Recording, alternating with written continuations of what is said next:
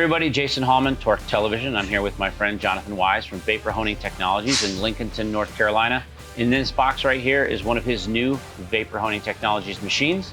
And we're going to show you all about it here in our next segment. I grew up in a blue-collar family. Right. And to see what I'm after now and going after now, it's hard to understand, I guess, like where I got that kind of thirst for business. What's funny is that being that you grew up in a blue-collar family, like you said, in a blue-collar environment, is extremely fitting because the product that you produce is used 100% by people with blue-collar mentality. Right. This is something that people are going to kind of do with their hands. And I think that was the idea in the beginning, was the idea that everybody should use it or should have access to it. Right. That's really why this whole thing started, because I didn't have access to 23 grand back in the day to buy something like that. Right. Know? Let's figure something out and build it and see if everybody else will use it. I'll never forget too, like the first machine we ever had. I think it was back when I had like 1 or 2 employees, but first machine we ever had in what we called a showroom, we had one, and it cost so much money to, out of my pocket just to keep it there. And every day I just wanted to sell it, but every day we also did testing and research and development.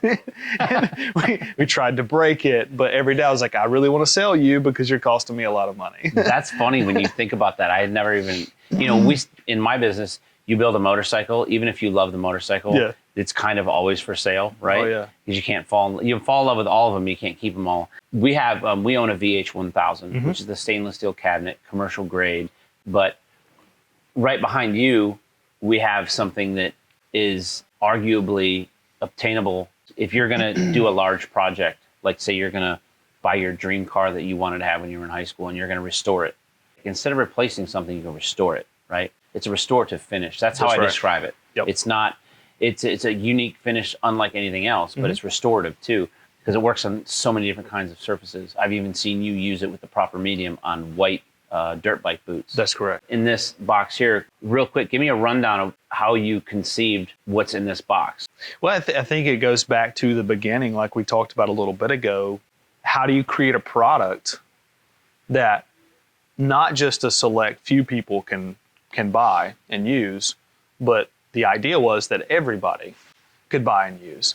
So the idea was that to give people something that's turnkey, that works, and something that is obtainable. People have villainized like business and success and all this stuff as bad, right?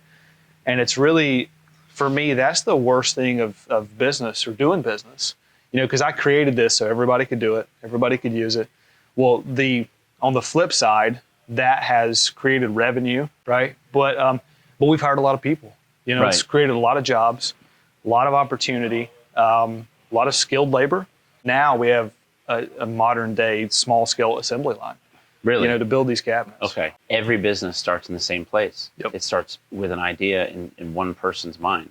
Every business has the same opportunity for growth. That's right. Right? So because they're all starting from the same place. Some people, learn cheat codes along the way. Some people get a leg up through, funding. Some people get a leg up through opportunity. And there's that old saying that says you have to be good to be lucky anyways. That's right. So that we understand this isn't where vapor honing technology started. It wasn't with a home-based idea. What it started with was I need to do this job. And in order to do this job, this is what I envision I need to build. And so that's where you ended up with having the VH1000, some of the bigger machines you have that are extremely robust. And right. I mean, this thing is built like a tank. It's all stainless steel.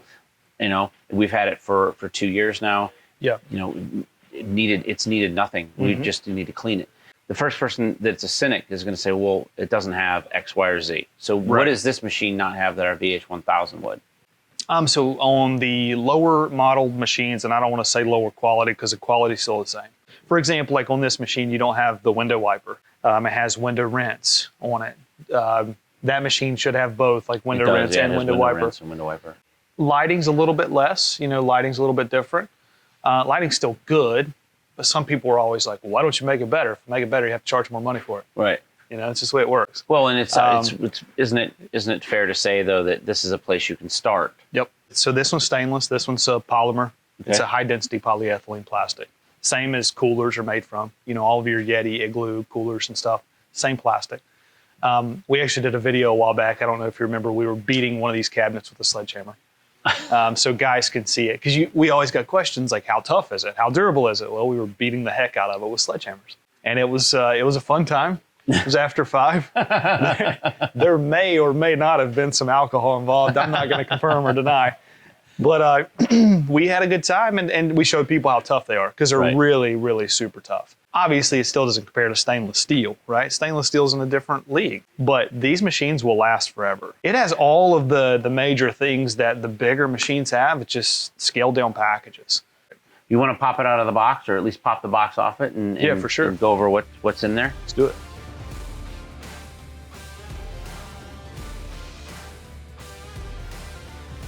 Hey everybody, welcome back to Torque Television. I'm Jason Hallman. I'm here with Jonathan Weiss from Vapor Honing Technologies. Before the break, we took the box off to show you the new Weekend Warrior Bare Essentials Vapor Honing Technologies Vapor Blast Cabinet. A lot of commercial businesses were purchasing your product, and they were doing very well with it, but there were still a lot of home-based hot rodders and motorcycle guys that really wanted this product. That's right. We definitely haven't lost sight of that, even though we've grown. We've added so many employees and so on and so forth, but it's still every day, like, how do we help the garage guy get what he needs to do what he loves to do in the afternoons? Because let's face it, we all like to have some downtime in there, right? And you mentioned that, with your blue collar upbringing, that this is the type of product that, regardless of where someone sits on a socioeconomic scale today, this is a very blue collar centric item, right? This is something that if you're out doing a restoration project, or you're even, building a motorcycle, a custom car, or anything like that, there's lots of different uses for this. Right. Yeah, I mean, it's, this is the bottom of the scale for our stand-up cabinets. We have something smaller. It's the Micro Home. We voted unanimously to discontinue the product for many different reasons internally, not from a sales perspective, because it was selling. But then we had so much negative kickback after doing that. Within 2 days, Nikki and I started talking, and we said, we have to bring this thing back. Like, what are we going to do? Because we had so many people saying, well, I wanted to buy one, or I was going to buy one, then I was going to step up to this. Right. Because we have that trade-up program. I was just going to bring that up. Yeah. So one of the things that when we purchased our VH1000 back in 19, I didn't know you at that point in time. We hadn't met, and I was doing a lot of fact finding, and I called you.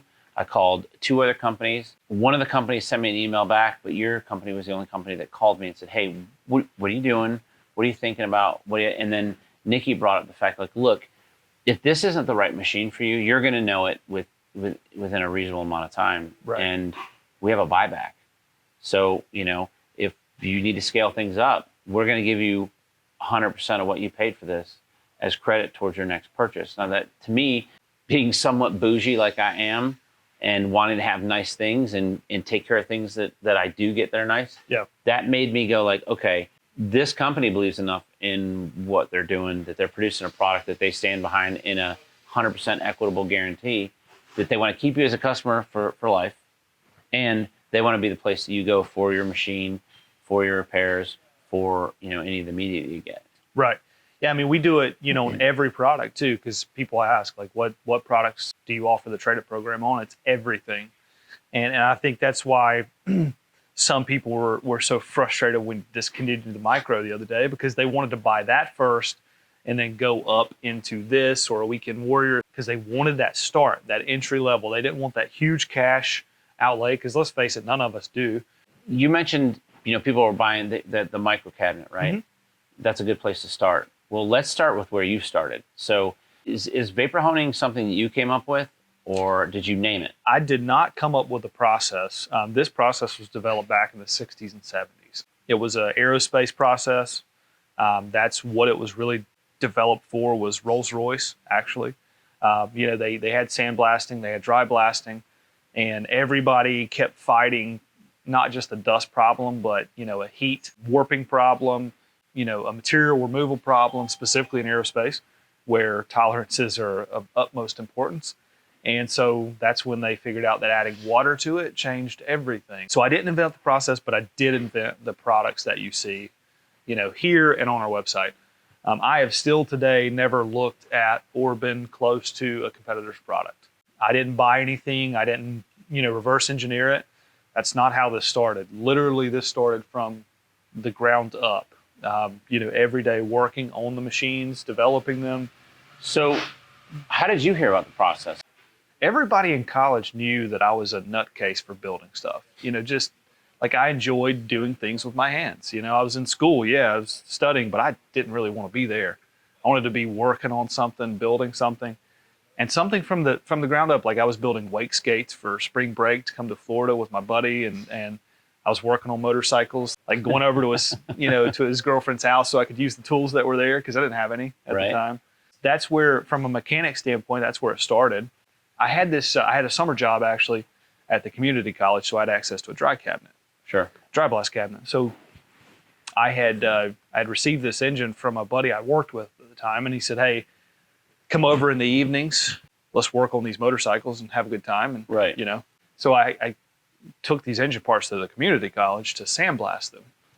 And I think I did like half a box of parts before I realized I was like, this is not the proper way to do this. Like these things are chalky, they're still dirty. I had oil on my hands, I grabbed a part, like it's stained now, like there has to be a better way to do this.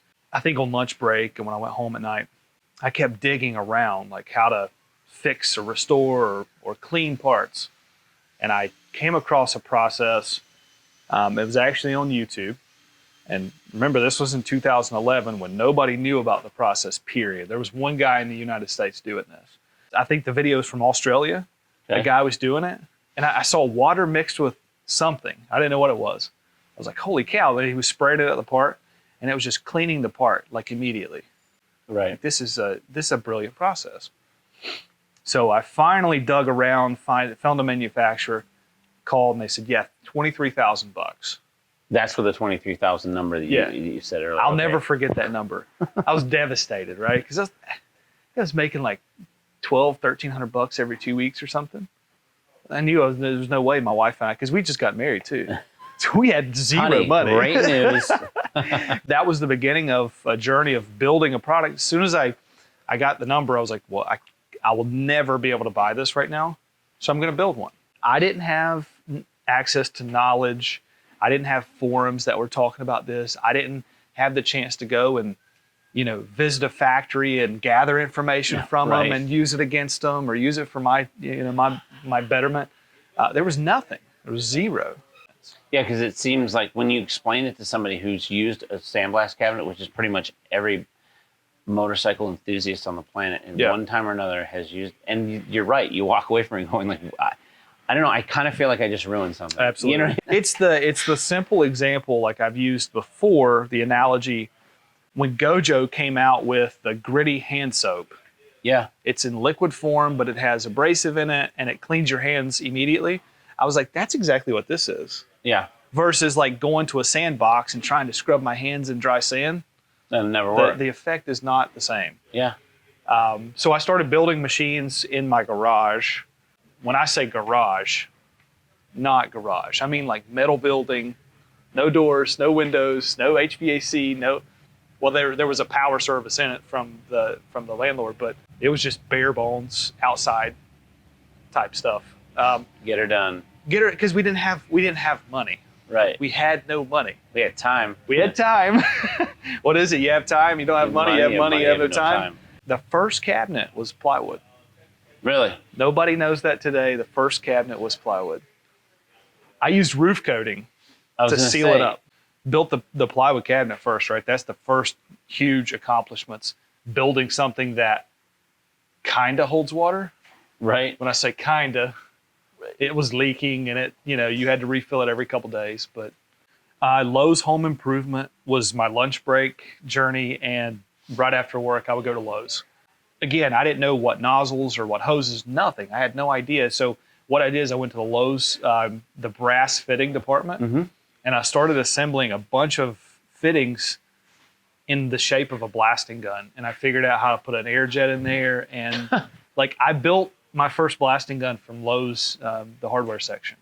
Mind you, everything was a challenge, right? Like building the blasting gun, building the cabinet, finding the pump, figuring out how to make it work.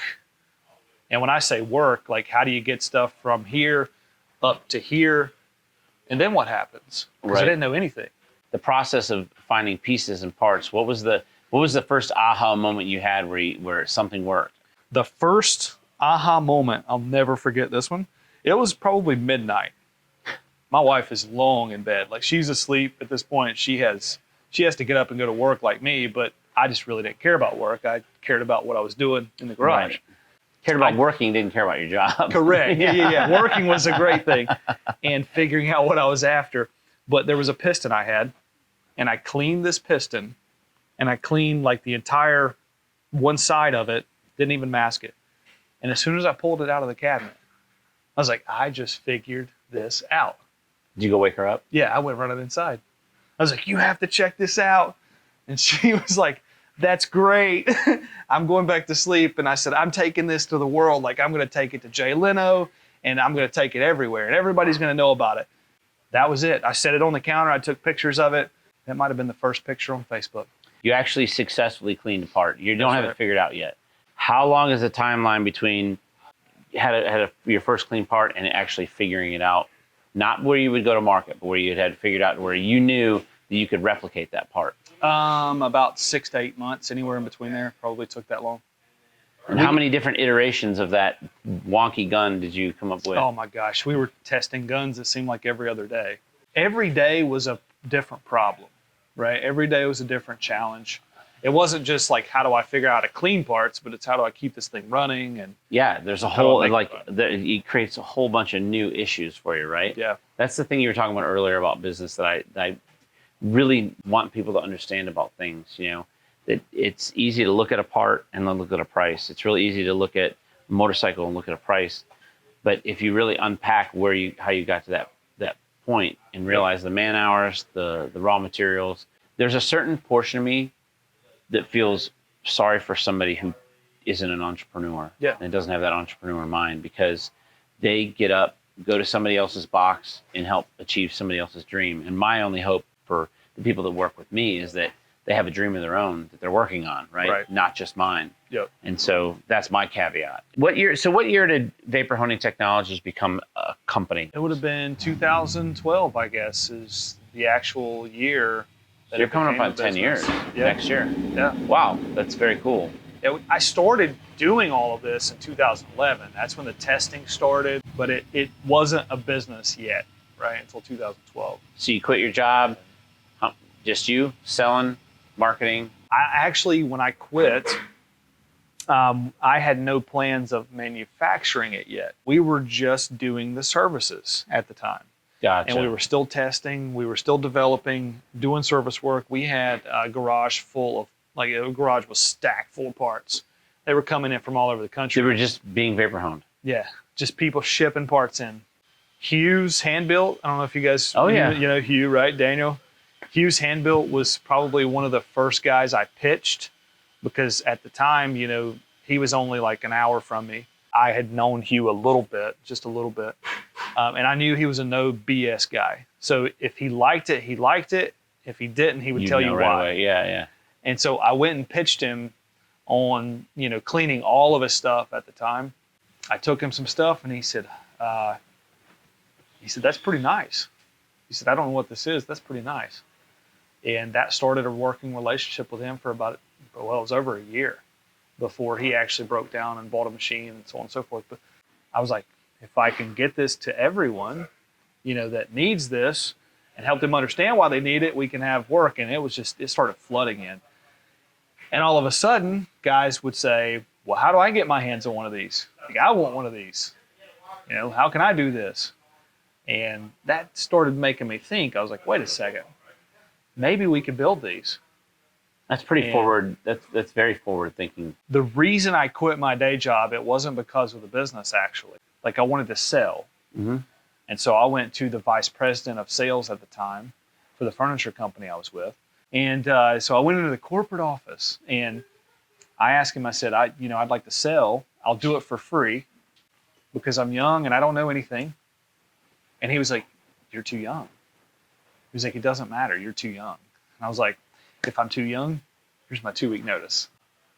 Just literally off the hip like that. Like, there was no thought process behind it. Really? I knew what I was doing and dabbling in was going to do something. Like I knew it was going to go somewhere. And I also knew that I had to put more time into it to get it there. Because I wasn't able to put time into it if I'm working a day job. What does Mrs. Weiss say when you come home? She freaked out. But she really didn't freak out. She was a little concerned, I guess. So when do you hire your first employee? The first hire was a young kid. And he was, at the time, he was just kind of lost. Like he didn't know what he was going to do. He'd just gotten out of high school. Somehow, I think I came across him on Craigslist, believe it or not. Like he applied to one of my ads. Like I put a job posting out. He was young and driven. And the more we worked together, I realized like he was a very intelligent, driven individual.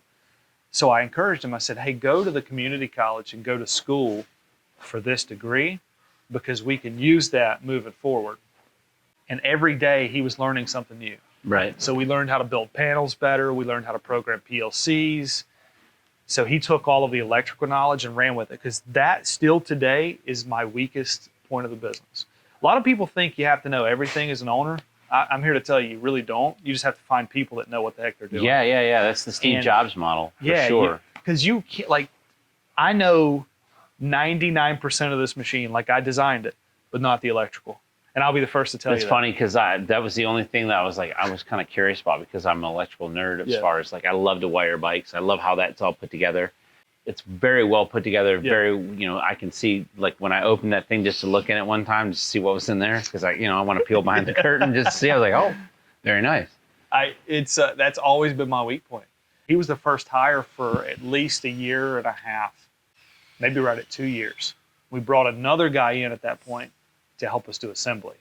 So like we were designing at night, building prototypes, and then teaching him how to assemble like the production stuff during the day. And it wasn't a huge volume at the time because we hadn't released plastic yet. Gotcha. Only until 2016 did we release the plastic cabinets. But I'll never forget the first 5 machines that we built were absolute garbage. They were the worst things we'd ever put our hands on. And we didn't know it at the time until we built them, put them into the field, and every day we were learning, we realized, oh, we need to replace these things like quick because they're not what we said they were.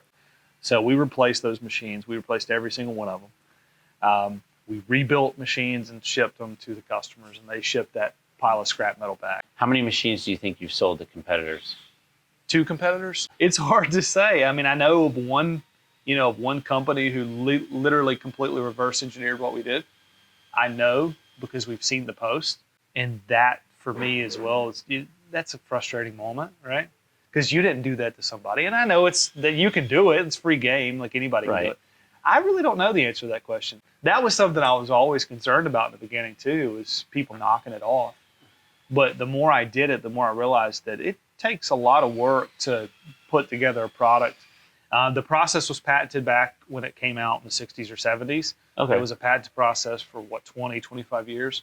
Patent expired. All the other guys started building the equipment. The secret sauce is in what you put in there.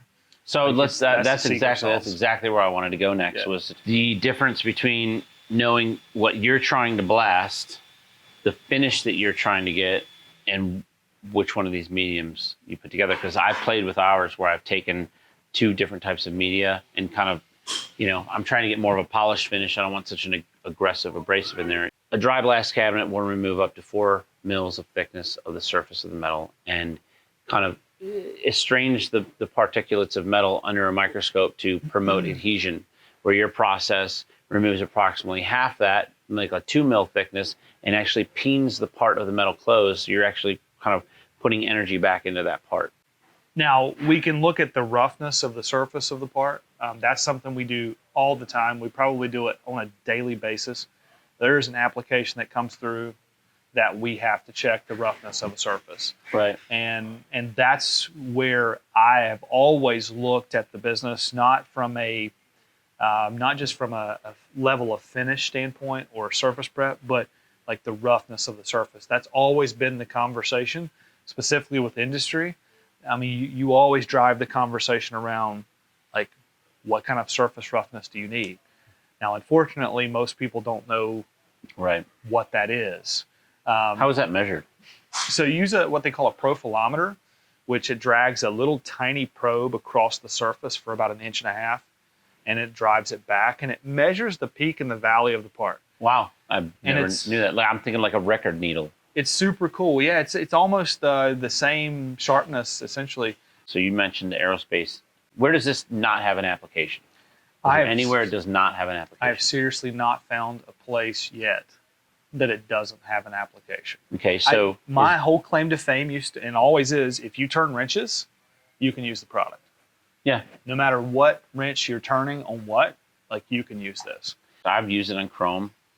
It gives a really neat finish to the chrome, and I've had the same struts on my bike that were chrome for over a year now that I vapor honed them. No rust. So, and it's seen plenty of weather. We've talked about working on aluminum. We've talked about working on white dirt bike boots. They're plastic. Yep. Is there a surface finish that where, you know what, this isn't the best tool for the job, right? So, like, I'll give you an example. Like the same medium that gives you a really nice smooth finish doesn't remove paint from engine cases. But so, are you using the wrong tool or the wrong medium, or is it just not a good idea? It's normally the wrong abrasive and the wrong pressure. You know, people want to fault the equipment or the abrasive all the time. That's just what they do. That's their knee jerk. Well, the machine's broken. You're just not using the right thing or the right pressure. And then you have this whole air compressor conversation, right? I mean, everybody has different compressors, different lines. It's laid out differently. The buildings are different square footages. And so that is the most difficult conversation to have. I flew all the way to Arizona for a one-day trip to show up to see that they had the wrong line size. This was a massive company. And so they needed the product. So I flew out there, one-day trip, and I get there, and in 2 seconds, I said, your line size is not large enough. Like, you're not getting enough volume of air to the machine. And he's like, yes, I am. Like, I'm only traveling 50 feet. They had the right abrasive. They just didn't have the right pressure. I said, get me an air hose that's twice the size or twice as short, and let's hook it up. And as soon as we did, the thing rocked and rolled. He was like, we really made you fly all the way out here for this? And I said, yeah, absolutely, you did. Oof. Like, you want to pay for my trip now on the way back? Right. It always comes back to the pressure and the abrasive. Right. And the distance. It can even be the distance of the gun. But this machine can clean. When I say clean, like you're talking about the boot example. Yeah. You could clean parts. We had a guy sent pictures in the other day of a shock, and it had an anodized housing on the bottom and a powder-coated spring. He just cleaned it. He just wanted to clean it. It was off a dirt bike, I think. Not like make it look shiny and new, like just clean it. And he said, I turned the pressure way down. I used this abrasive, and I was this far from the part. He said, and it just started like scrubbing the dirt and grease away. He said it didn't remove any of the coating or the anodize, nothing. And I was like, yet again, like another success story of the product. That's the biggest thing to tell people, is to change the pressures, change the abrasives, do the testing. We can help you, and we can get you 99% of the way. And then it's always beneficial for you to do a little bit of experimentation on your own too. So I've noticed that on the Bear Centrals that all of the quality pieces that are on our VH1000 are there. So the gloves, you didn't skimp on the gloves at all. The door is almost the identical door, if not the identical door. It's an aluminum door. Yep. Drip trays there, the vent. I think it's pretty awesome. We use a little bit less of a pumping system. When I say less, I mean as far as like long-term durability. It's the difference between a polyurethane impeller and a plastic impeller. Polyurethane's the best. Plastic is obviously not the best, but it works for a very long time. Cool. We normally see anywhere from 1 to 2 years out of the pump. Now, here's the deal. You know, we normally take care of people because we have a lifetime warranty. Pump impellers and things like that are normally wear and tear items. If a guy honestly says, well, yeah, you know, I really dropped something in there and I know it's my fault and I screwed it up, we're probably going to replace it because he's honest. But we support this thing just like we do anything else.